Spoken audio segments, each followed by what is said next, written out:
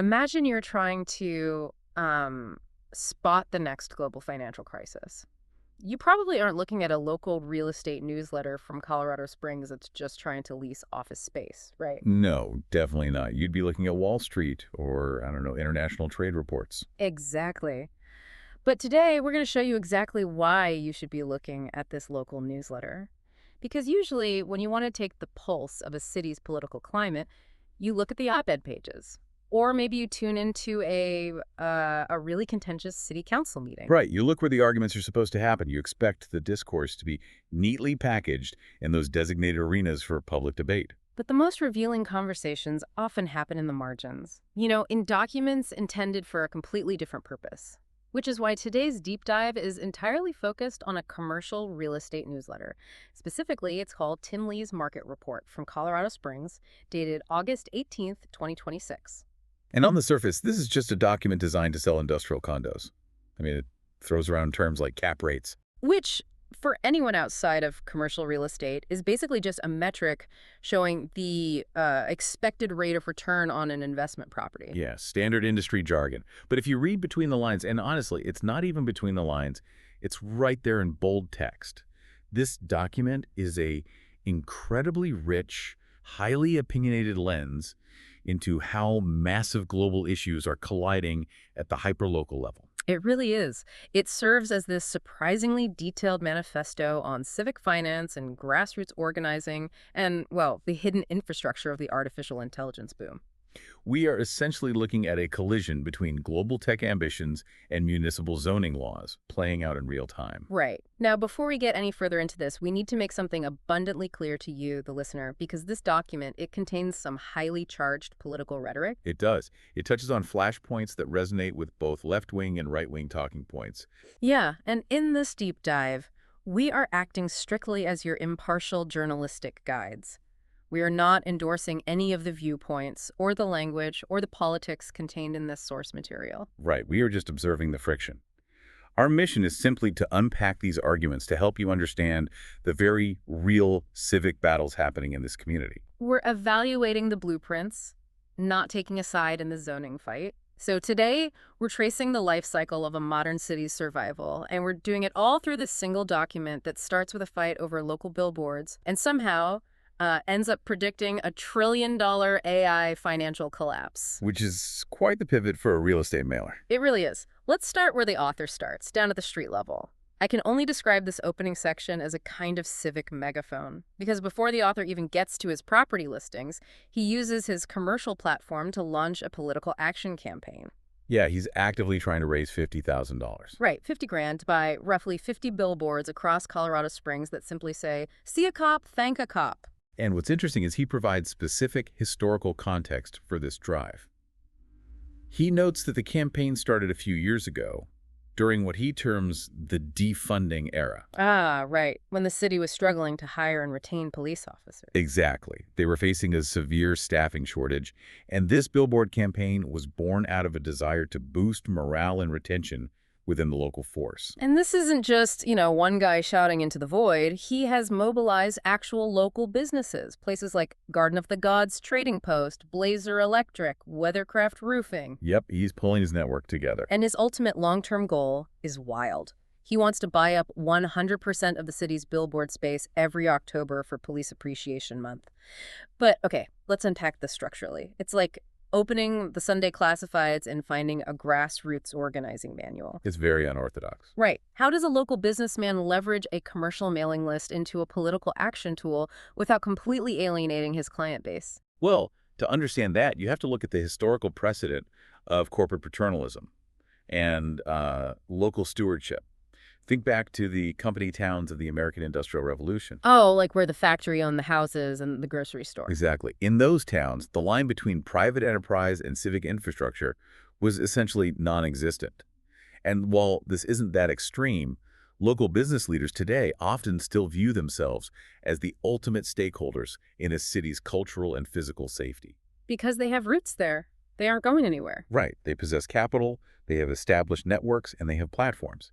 In this case, he has a mailing list of clients and peers who all share an economic interest in the city's stability. So he is bypassing the traditional political fundraising apparatus entirely. Completely. He's going straight to a curated economic network to fund a highly visible public messaging campaign. It is such a striking use of private resources for public messaging.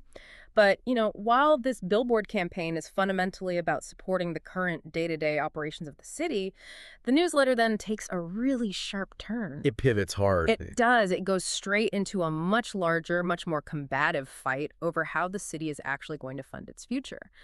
And that brings us to the physical fight over a development called Project Taurus. Project Taurus.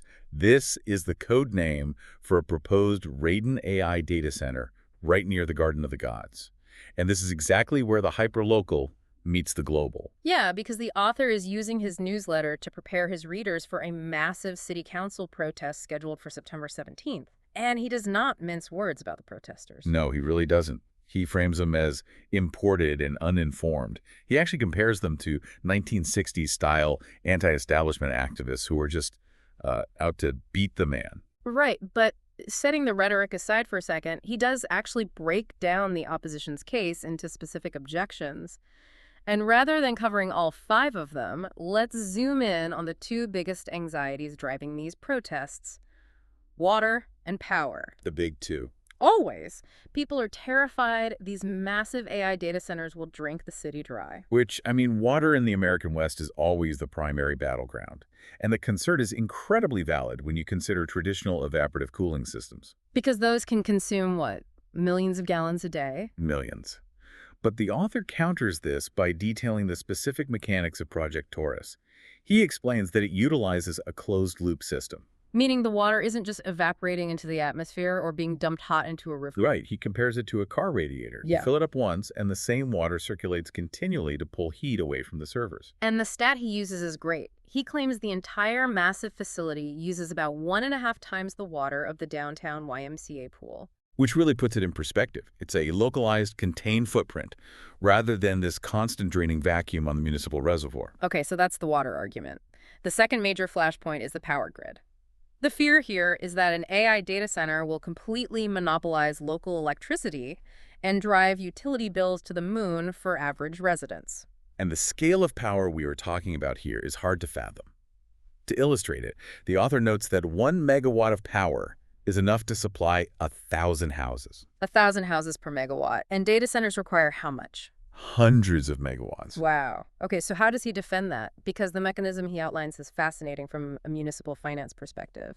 It's all about how the local utility operates. Colorado Springs Utilities, or CSU. He says this project won't impact ratepayers negatively because CSU buys the massive amount of power needed from the broader external grid at wholesale prices. Okay, so they buy wholesale. Right. And then they turn around and sell that power to the Raiden data center at retail prices. Ah, so the utility captures that margin. Exactly. They capture the markup, turning a massive profit, which the author argues effectively subsidizes the local ratepayers. That is the core of his economic defense. He is arguing that having a municipal utility function as a middleman in a massive energy transaction is a huge net positive for the city's balance sheet. Yes. Okay, but let me push back on that wholesale power argument for a second, because the author makes it sound like an infinite money glitch for the city, like buy wholesale, sell retail, everybody wins. It sounds perfect on paper. Right. But if this single data center uses the equivalent power of hundreds of thousands of homes, doesn't that inherently strain the broader regional or national grid? I mean, regardless of who is paying the electric bill, isn't that systemic strain what the protesters are actually worried about? That is exactly the blind spot the activists are pointing out. Yeah. And it highlights the fundamental tension here between macro and micro perspectives. How so? Well, the protesters are looking at the macro grid. They see global energy consumption, they see climate change, they see systemic strain across state lines. The author, however, is laser-focused on the microgrid. He is looking purely at the municipal balance sheet. He's saying municipal zoning is just about concrete local realities. Exactly. His argument is that if the local utility can handle the transmission lines and the local tax base benefits from the retail markup, then the global consequences are frankly outside the purview of a city council zoning meeting. Right. And he actually uses a really vivid metaphor to summarize how he views these protesters. He writes, quote, "The forest was shrinking But the trees kept voting for the axe. For the axe was clever and convinced the trees that because his handle was made from wood, he was one of them. It's a powerful image. He is suggesting that by fighting a locally beneficial, revenue-generating project under the guise of global environmentalism, the activists are inadvertently harming the very community they claim to be protecting. So he views the activists as the axe destroying the community's economic forest. That's his stance. You know, if you are listening to this right now in Manchester or Austin or really anywhere else in the world, you might be wondering why we are agonizing over local water permits and utility margins in Colorado. Right. Why does this matter to you? But this is the exact same blueprint, the exact same friction playing out in city councils globally. Tech giants are handing these massive AI proposals to local governments everywhere, and municipalities have to decide whether they're solving for the globe or solving for their zip code. And here is where it gets really interesting, because the irony of this entire report is that the author actually agrees with the core premise that the AI data center boom poses a massive existential threat to cities. Yes, this was the most surprising pivot in the entire document. He spends pages completely dismissing the environmental protests, but then he turns around and issues this severe warning about the financial foundation of the entire AI industry. He compares the current AI data center boom directly to the 2008 housing crash. Which is a terrifying comparison. It is. He is outlining a classic financial bubble. He's shifting the focus away from physical infrastructure, like water and power, and looking at the underlying debt. How does he connect AI to 2008? Well, he explains that the revenue justifying hundreds of billions of dollars in new AI infrastructure traces back to just a few major AI labs. And these labs are currently burning massive amounts of cash. But they're being propped up by what he calls circular financing with the hyperscalers. Wait, circular financing. Let's break that down, because that sounds shady. Is this basically like me taking out a massive loan from a bank just so I can use that exact same money to buy the bank's own stock? That's a really good way to think about it. Because that would make the bank look incredibly profitable on paper, even though no new money actually entered the system. That is a highly accurate analogy. In this AI ecosystem, the hyperscalers, meaning the massive tech monopolies like Microsoft, Google, or Amazon, they're essentially funding the AI labs. Okay, so Google gives an AI lab $1 billion. Right. And then the labs take that funding and use it to buy compute power right back from those very same hyperscalers. Oh, wow. Yeah. It creates a closed loop of capital that artificially inflates revenue numbers, making the entire sector look far more profitable and stable than it might actually be. That is wild. And it takes it a step further, too. He describes trillions of dollars in data center debt being financed off the books through special purpose vehicles, or SPVs. The SPVs are the real red flag here. So for our listeners who aren't on Wall Street, what does an SPV actually look like in this context? Is that just like a corporate burner account? Basically, yes. Think of a special purpose vehicle as a financial quarantine zone. A parent company creates a separate subsidiary company specifically to hold the debt for a massive project like, say, building a billion-dollar data center. Okay, so the debt is over there in this separate bucket. Exactly. So if the AI bubble bursts and the data center fails, the SPV goes bankrupt. But the parent company's main balance sheet is theoretically protected. And the author is pointing out that this opaque, compartmentalized debt structure is exactly the kind of financial engineering we saw with the mortgage-backed instruments that triggered the 2008 financial crisis. Okay, so connecting this back to the city level, the real risk to Colorado Springs or any city evaluating these massive projects isn't that the data center will drain the water or make too much noise. No, not according to him. The catastrophic risk is that the AI bubble bursts, because if that happens, the city isn't left with an environmental disaster. It's left with stranded utility contracts, idle buildings, and massive amounts of abandoned capital sitting in an industrial park. The tax revenue the city was promised simply vanishes overnight. And municipal governments are fundamentally ill-equipped to audit trillion-dollar tech valuations. They absolutely are. City councils are trained to evaluate traffic patterns, they set noise ordinances, they review environmental impact studies. Right, they look at blueprints. They do not have the forensic accounting teams required to untangle the off-the-books debt structures of global tech monopolies. They just don't have the resources to see the bubble. Which makes his stance on this specific project really nuanced, because the author actually supports Project Taurus. He wants the city to approve it. He does, because its smaller scale fits within the local utility model safely. Right. But He explicitly warns the city not to treat this one approval as an open invitation for a hyperscaler gold rush. And he has this incredible analogy for this. The suitor analogy. Yes. He says the AI sector behaves like a suitor showing up in heat, with flowers financed on 4 different credit cards, insisting that this time it's different. It's a funny image, but it's a stark reminder that markets move on the harsh realities of debt, not on the good intentions of city council members. Right. A public servant can have the best motives in the world, they can act on the best available local information, and still get completely steamrolled if the broader global financial market suddenly restructures. Which means a city can enjoy the economic benefits, like they can take the flowers, but they absolutely must refuse to co-sign those 4 credit cards. Exactly. They have to financially insulate the city from the underlying debt. And that brings us to the final and perhaps most impactful section of this whole report. If the city does approve Project Taurus and they get the flowers, what happens to all that money? Because the numbers involved are staggering for a local municipality. Right. How much are we talking about here? Project Taurus alone represents an estimated $115 million in one-time use tax for the city. $115 million from one project. From one project. And the secondary benefits are massive, too.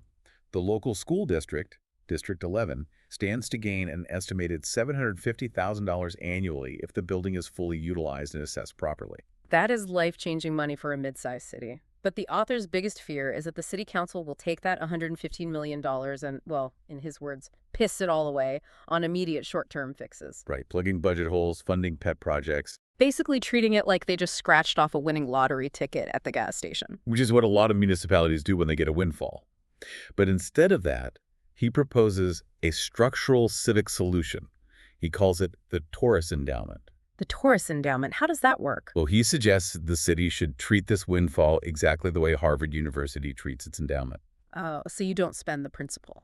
Exactly. You do not touch the principal. You place that $115 million into a permanent protected trust fund, and the city lives off the interest generated by that fund in perpetuity. So it transforms a one-time construction boom into generational municipal wealth. Yes. That is brilliant. And he doesn't just, propose the idea of the fund and walk away. He actually provides a specific mathematical formula for how that interest should be spent every single year. He does. He dubs it COPS, POTS, TOPS, and JOCS. COPS, POTS, TOPS, and JOCS. I mean, it is a very catchy acronym, but it represents a highly specific vision for civic priorities. Let's break down the mechanics of it.